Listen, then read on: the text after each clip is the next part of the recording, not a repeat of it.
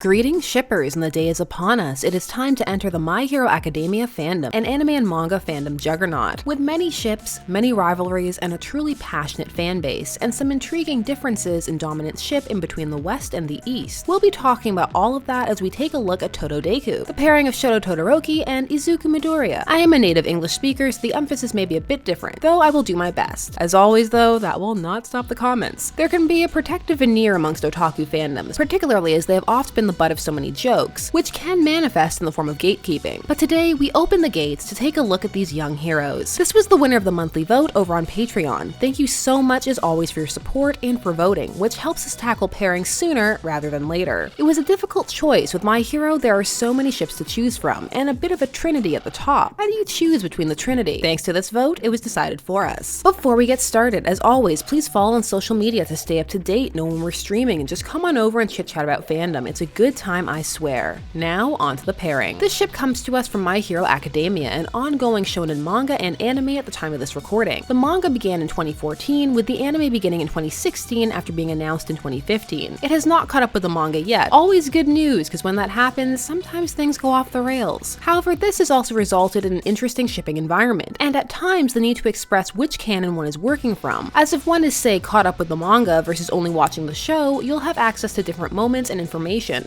which can impact the fics you write or how you feel about a ship in general. My Hero Academia follows the adventures of Izuku Midoroya, a young boy born quirkless or without powers in a world of superheroes, and yet he desperately dreams of becoming one. A chance encounter with top-tier superhero All Might leads to him proving himself as just the person he wants to pass his power one for all onto. Thus becomes his journey to becoming the #1 superhero, as he enters a world of rivals, villains, and friendship. One of these rivals, who eventually becomes a friend, is Todoroki, son of the #2 hero Endeavor. The heroes in this world have to be certified. Japan will not tolerate vigilante superheroes. That's for Western loose cannon heroes. Looking at you, Batman. Let's meet the players. Midoriya, or Deku, the superhero name he takes on for himself, a former insult by a childhood friend / very intense rival and other half of this ship's main rival, Bakugo. Deku is an earnest young man with a genuine belief in heroism and a gratitude and appreciation for his own potential thanks to being born quirkless. He's known what it is to feel helpless and yet try to help anyway, so he understands the responsibility he wields, even if he can get frustrated and impatient at times. He is self-sacrificing and willing to damage himself to make sure those he cares about stay safe. But he is also concerned with the emotional well-being of those around him as well, and has a large capacity for forgiveness. He ends up inspiring many of the people he comes in contact with. Next up, Todoroki. Much more subdued than Deku, he is no less driven, only with his drive comes a focus and a knowledge of what bitterness can come with these quirks. He has a complex relationship with his father that is manifested as a complex relationship with his powers, the ability to wield fire like his father, but ice and cold on the other side like his mother, hence his now much cosplayed two-tint hair. He is willing to push himself and has the will to be the best, but at times can take a bit of a push to regard himself introspectively. He is loyal to his friends, and actually more willing to be silly than people think. He's also kinder than people think too. These two first begin their rivalry during the UA Sports Festival arc, wherein, driven by the fact that Deku is All Might's protege, Todoroki sets himself against him in a bid to show that he can do what his father cannot, all without using his father's power. This arc saw the students pitted against each other in combat. However, from the start, Deku seems more interested in understanding his rival than just going off against him, and actually ends up making him reconcile some of his internal conflict with himself, and make him overcome his unwillingness to use his fire powers. Deku is also more good-natured about this rivalry than the one he shares with Bakugo, being more willing to be openly admiring of Todoroki, and even to admit that he is more powerful and trained than him at the moment. The two would end up becoming close friends, with Deku being one of the few people that Todoroki will do something reckless for, and also seek to comfort. And of course, there's that much circled edited panel where it appears the two are holding hands. More circles on that pic than a YouTube thumbnail. Shipping and a robust AU was also helped by the medieval end credits the series had for a bit, wherein Deku is a peasant warrior and our two-toned hero is a knight. There is much art for this as well as fics. TodoDeku presents the shipper with a tried and true classic fandom trope, rivals to friends to lovers, with an emphasis on the second two, but only in contrast to the other rivalry. The two maintain this on a friendly, or rather positive level, which is not to say that it's not intense, because it most definitely is. The two also seem like they would match well, with Todo's more subdued dedication paired with Deku's boundless enthusiasm. The two make a good team, and Deku pushes Todo to be better, while Todo does the same with how disciplined he is, and he can also provide a more level head at times. The two were interesting contrasts in how much the type of mentorship you receive shapes you, and how you don't have to let that define you. The two present a a ship where they look as though they could continue to grow together. Fans of this pairing feel that they can have fun together and relate to each other outside of just combat and superheroing. Also, here's this gif of them dancing. Who can resist? Now, TodoDeku is actually the dominant pairing in the West. In the East, it is not only known to many as Todoizu, but is second to Bakudeku. Now, there are areas where these ships coincide, but there can be some truly vicious wars. Fans who ship TodoDeku will often ship Kiribaku, the third most popular ship, and are often a sub-pairing in TodoDeku fics, which if one does not ship them can be a bit of an irritation. However, if one does, then it's two for the price of one. But no matter where you are, East or West, this is the most popular pairing for Todoroki. I can feel you all cringing.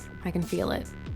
I'm so sorry. So why is this rivalry so intense? Well, in the West in particular, some of this discourse surrounding it, particularly on Tumblr, has gotten quite vitriolic, with the read that Bakugo was abusive taking off thanks to his rather volatile temperament and aggressive treatment of Deku. Some going so far as to say that he should be paired with no one. This led to one of those, this is the good healthy ship versus this is the bad deviant ship, what's wrong with you, you co-sign abuse in real life, ship wars, which could then lead to arguments about how far along in the canon one was. As Bakugo and Deku's relationship changes over time. It's a hard-fought change, but it comes. While others argued there was nothing wrong with the ship, it wasn't abusive, as you, the shipper, had control over the fic and hence its tone, and that this was a case of canon only mattering when it comes to bolstering or discouraging another ship. And there are also those who view fandom as a fun space to explore taboos, that is part of what makes it so special. If one can stay out of those pockets, it's a wonderful fandom, and it does tend to be better for TodoDeku shippers in the West at least, since they are part of the good ship.